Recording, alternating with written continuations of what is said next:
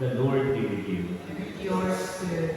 Brothers and sisters, let us acknowledge our sins and so prepare ourselves to celebrate the sacred mysteries.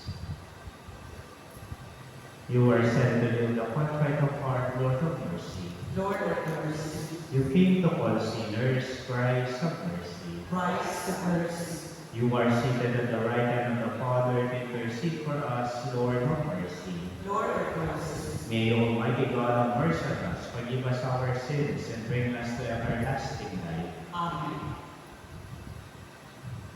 Let us pray. Grant, Almighty and merciful God, that we may in truth receive a share in the resurrection of Christ your Son, who lives and reigns with you in the unity of the Holy Spirit, God, forever and ever. Amen.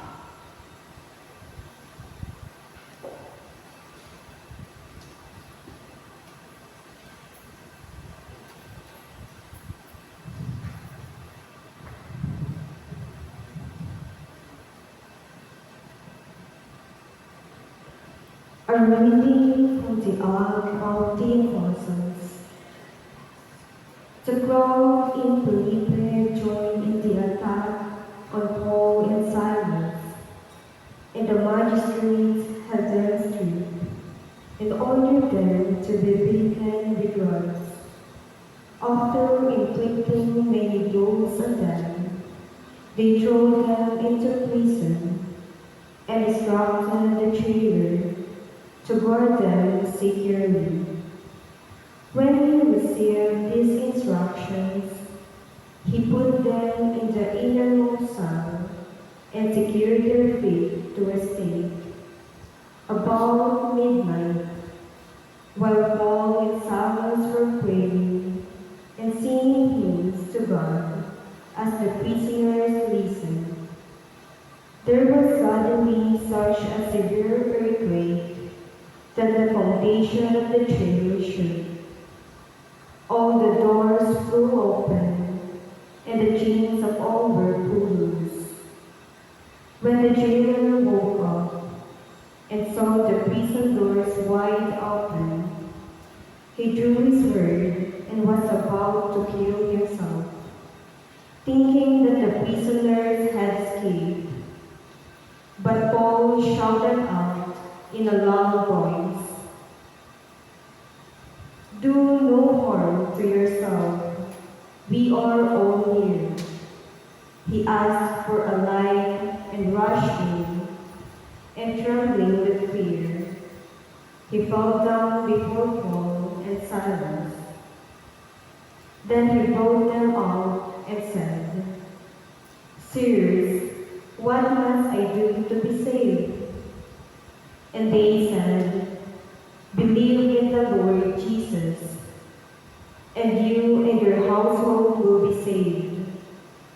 So they spoke the word of the Lord to him and to everyone in his house.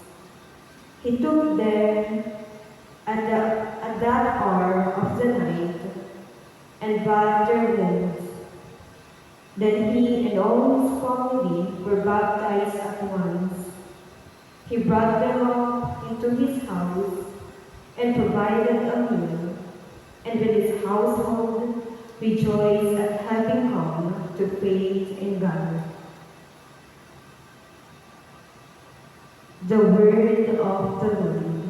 Thanks be to God. Your right hand save me, O Lord. Your right hand save me, O Lord. I will give thanks to you, O Lord, with all my heart, for you have heard the words of my mouth. In the presence of the angels, I will sing your praise. I will worship at your holy temple and give thanks to your name. Your right hand saves me, O Lord. Because of your kindness and your truth, you have made great above all things your name and your promise. When I called, you answered me. You built up strength within me. Your right hand saves me, O Lord. Your right hand saves me. The Lord will complete what He has done for me. Your kindness, O Lord, endures forever. Forsake not the work of your hands. Your right hand saves me, O Lord. Let us give honor to the Holy Gospel.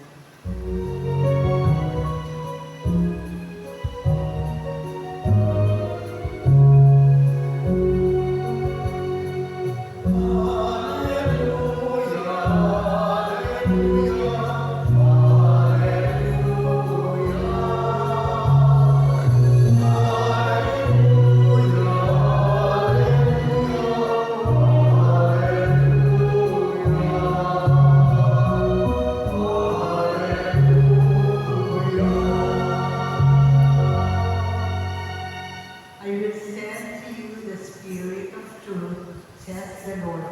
He will guide you to all truth.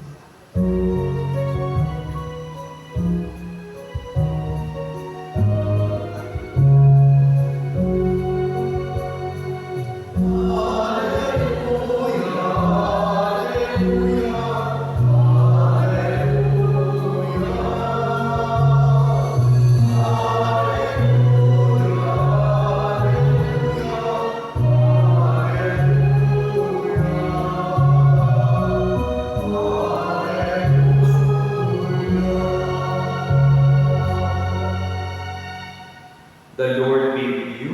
And with your spirit, A reading from the Holy Gospel according to John. glory to you, O Lord. Jesus said to his disciples, "Now I am going to the one who sent me, and not one of you asked me, 'Where are you going?' But because I told you this, grief has filled your hearts. But I tell you the truth, it is better for you that I go. For if I do not go, the Advocate will not come to you. But if I go, I will send him to you. And when he comes, he will convict the world in regard to sin and righteousness and condemnation. Sin, because they do not believe in me. Righteousness, because I am going to the Father, and you will no longer see me. Condemnation, because the ruler of this world has been condemned. The Gospel of the Lord. Praise to you, Lord Jesus Christ.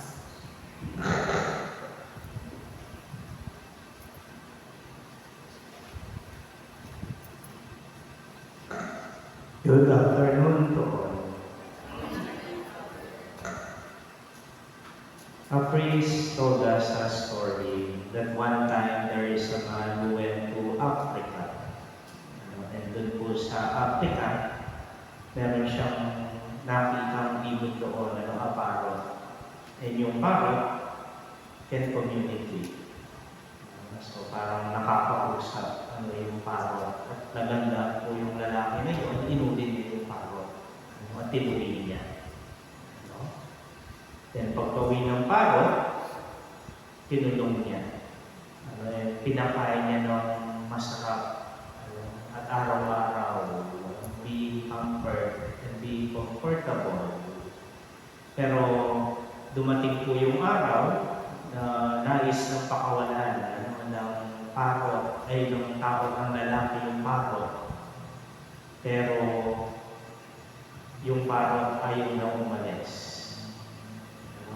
Then sinabi ng lalaki, pupunta ulit ako sa Africa, ibabalik na kita doon. Pero ayaw na ng parrot. Sabi niya, sabihin mo na lang dun sa mga kasama ko doon, masaya na ako dito. Komportable na yung buhay ko.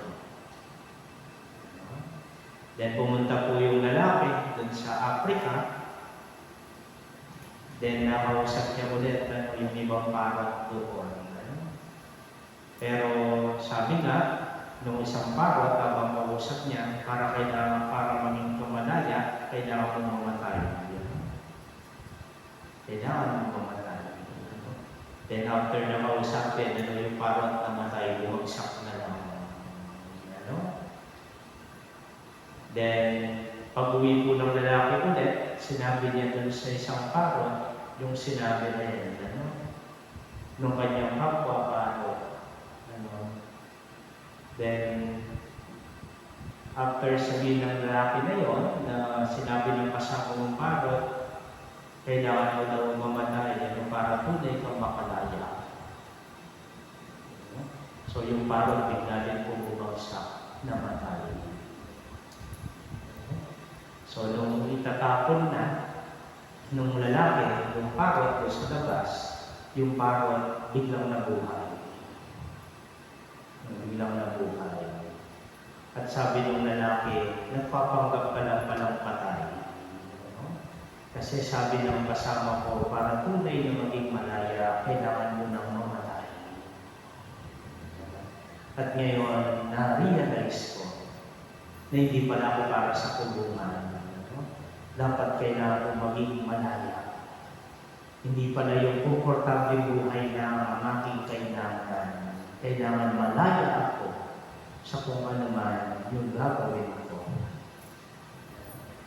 Minsan sa buhay po natin, kapag naging komportable na tayo, ayaw na natin umalis pa doon. Kasi nga, komportable na, ito mo pa iiwanan. The same with our apostles and the disciples of our Lord in our gospel for today. Tila ba ayaw na nilang umalis pa ang ating Panginoong Jesucristo sa piling nila.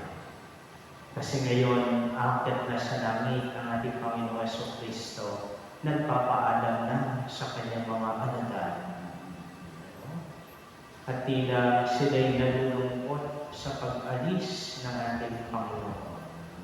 Pero sabi nga ng ating Panginoong Jesucristo, kailangan niyang gawin yun para tanggapin din nila ang patnubay. Tanggapin din nila ang gabay, ang Espiritu Santo. Kasi kung di siya alis sa kanila, yes, they will live a comfortable life, but they will become so dependent sa Kanya na hindi nila kayang mabuhay at maipakayang ang salita ng ating Panginoon Jesucristo kung siya'y nandoon pa rin kasi ayaw nilang mag-alisan. Ayaw nilang iwanan ang ating Panginoon Jesucristo. And sa buhay po natin, ganoon din. Minsan kailangan muna natin mawala. Kailangan muna natin lumisan. Kaya minsan pag nasa airport po yung pamilya na alis, mag-abroad, nandun nalulungkot tayo. But if we come to realize, bakit po kailangan gawin yun? Para maghanap buhay. Para magkaroon ng mas maraming buhay sa inaharap. Unti-unti ma-realize natin na talagang yun pala yung kailangan gawin. The same with our work. Minsan, bagamat tayo nagsasakripisyo, hindi tayo, minsan nahihirapan tayo sa trabaho natin, hindi tayo mapaalis-alis. Bakit? Kasi alam natin, kailangan natin yung trabaho na iyon. Siguro yung pinaka-worst situation natin na hindi tayo mapaalis dun sa trabaho mayroon tayo kasi may sweldo tayo. Na kapag umalis tayo, walang kasiguraduhan na tayo'y magkakaroon pa ng sweldo, gano'n. Pero ang tanong, malaya ka ba sa ginagawa mo? Kasi even in working, so dapat nandun din kung may sayo. May galak sa iyong ginagawa. Hindi mo basta ginagawa ng kasi yun yung pinaka-kailangan. Pero di ka naman masaya sa ginagawa mo. Kaya po yung tinuro ngayon ng ating Panginoong Jesucristo sa kanyang mga alagad. na bagamat siya'y lilisan, siya'y tuluyang aalis sa piling nila, kailangan nilang maging masaya pa rin. Bakit? Kasi iwan niya yung patnubay.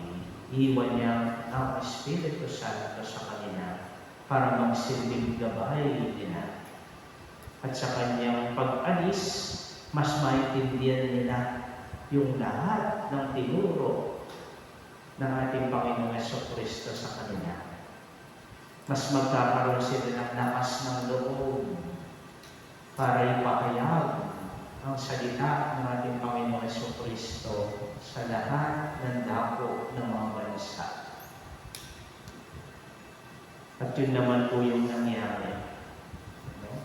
Kaya yung mga apostol, unti-unting umalis sa Jerusalem at ipinahayag si Kristo sa iba't ibang dako ng mundo. Tayo din, So sana yun din po yung gawin po natin.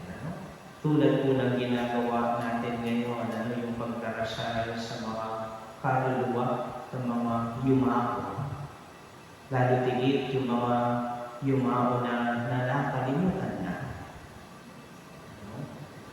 Napakalaking misyon at apostolic yung ginagawa natin na ito.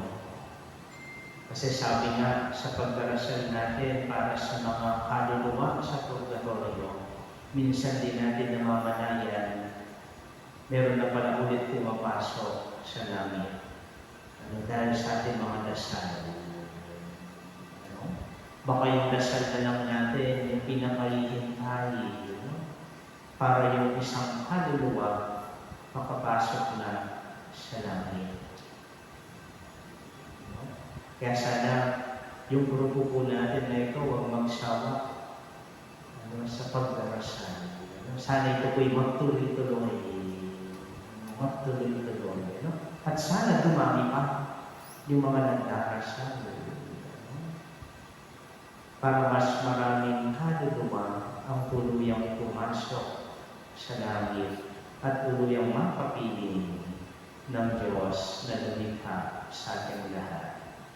Para sila din tunay na maging malaya kasi kasama nila ang ating Panginoon. Amen.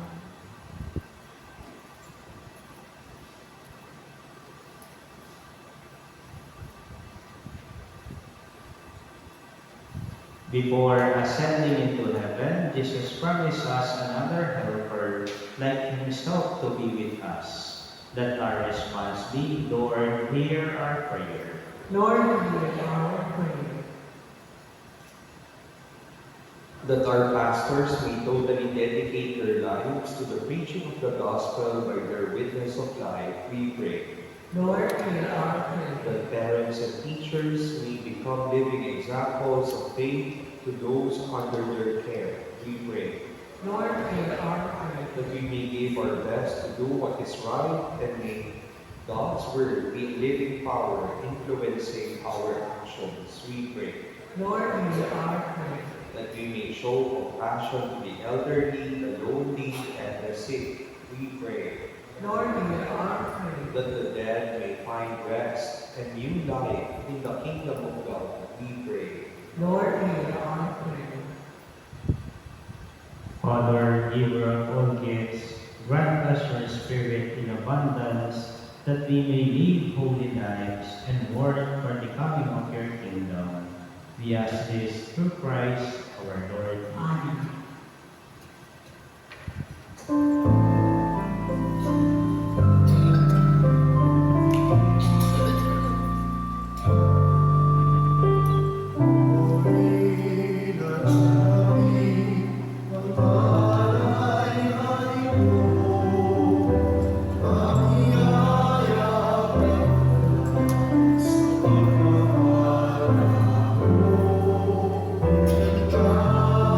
God,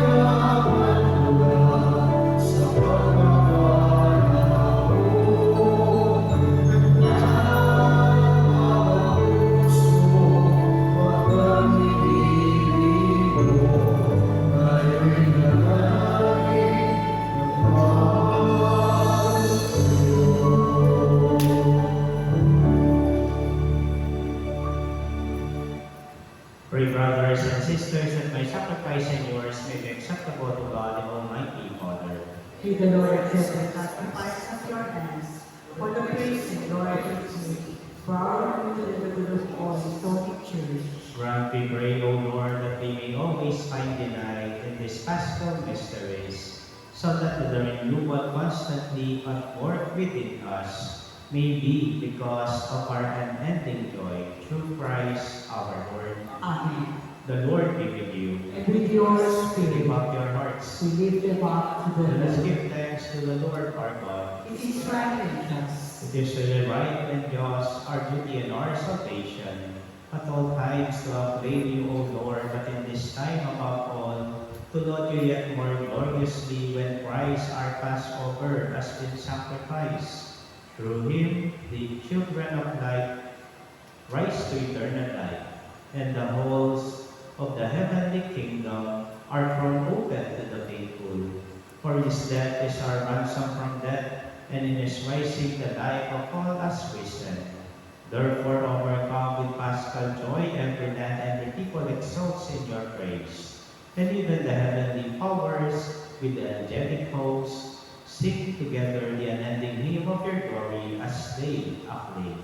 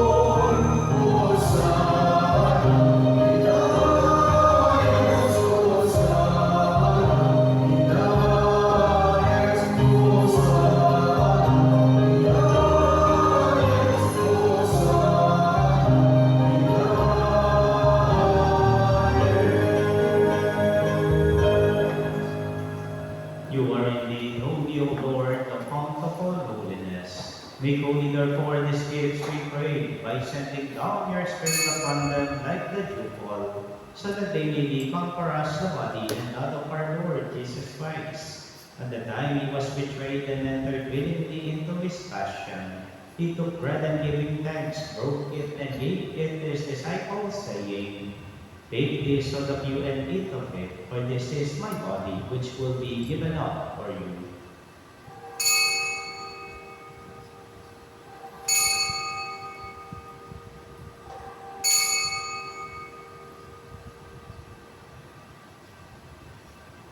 In a similar way, when supper was ended, he took the chalice, and once more giving thanks, he gave it to his disciples, saying, "Take this, all of you, and drink from it, for this is the chalice of my blood, the blood of the new eternal covenant, which will be poured out for you and for many for the forgiveness of sins. Do this in memory of me."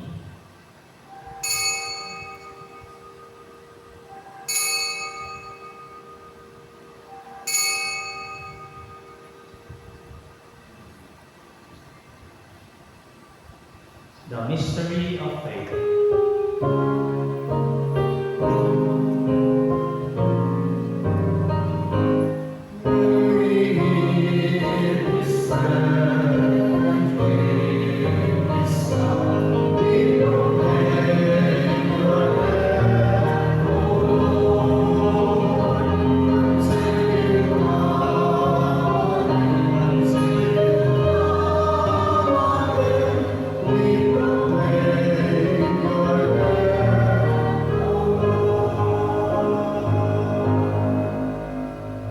Therefore, as we celebrate the memorial of his death and resurrection, we offer you, Lord, the bread of life and the chalice of salvation, giving thanks to shall us worthy to be in your presence and minister to you.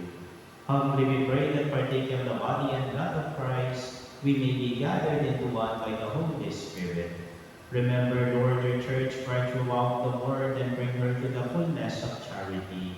together with Leo, our Pope, Jose, our Bishop, and all the clergy.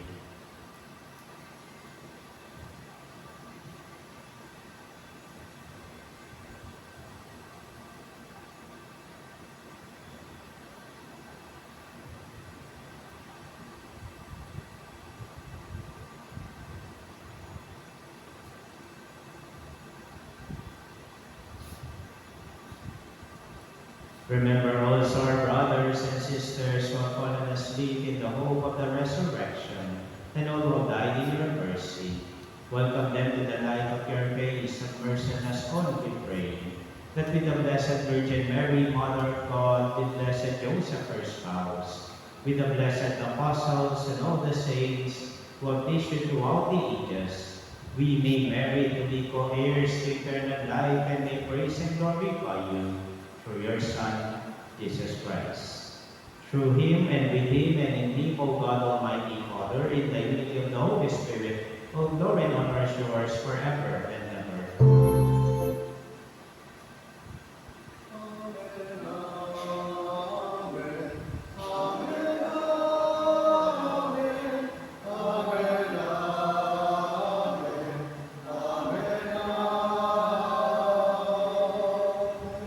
At the Savior's command and for my divine teaching, we dare to say,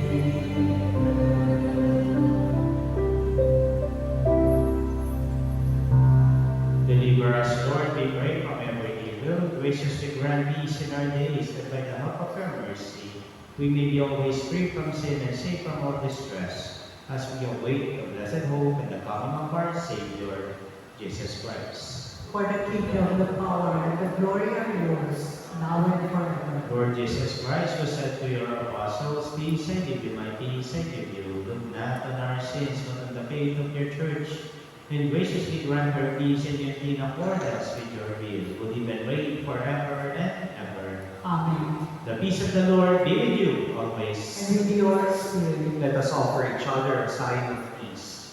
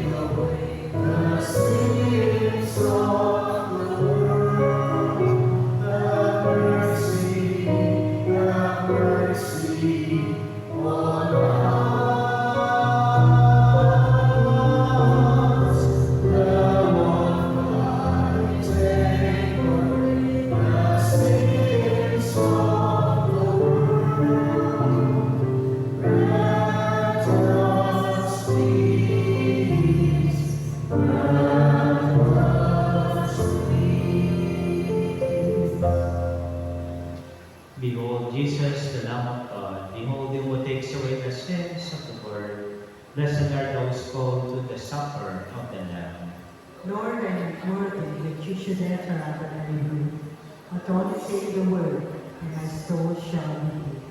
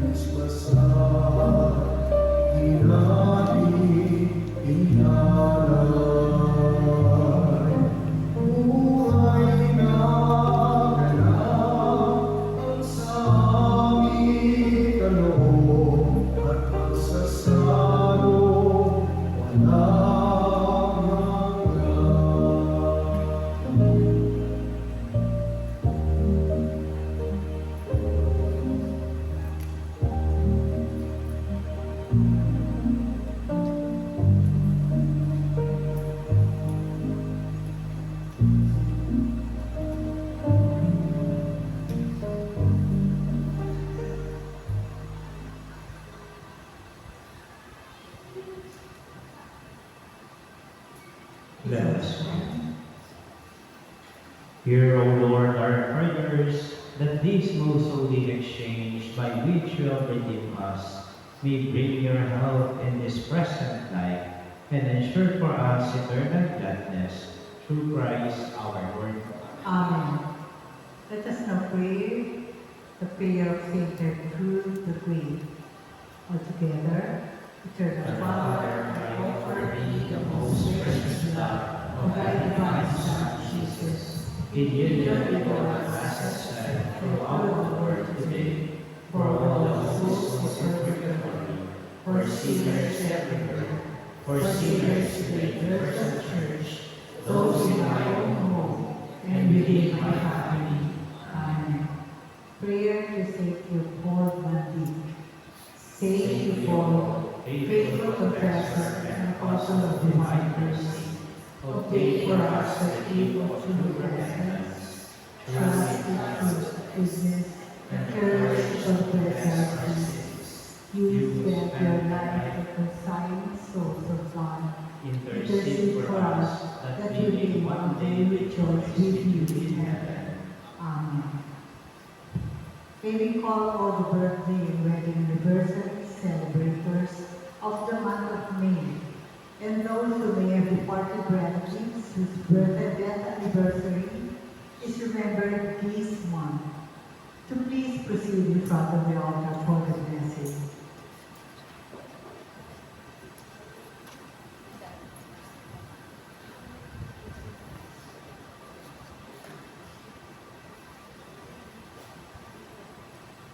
Let us pray. God of all creation, we offer you grateful praise for the gift of life. Hear the prayers of your servants who recall their day of their birth this month, and rejoices in your gift of life and now family and friends. Bless them with your presence and surround them with your love, that they may enjoy many happy reminders, all of them pleasing to you. We also remember our faithful departed, whose death anniversary is commemorated this month of May.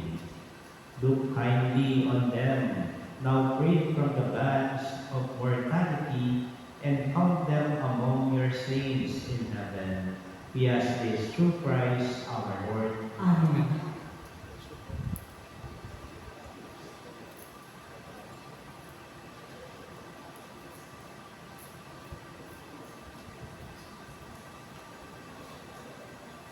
Happy birthday po.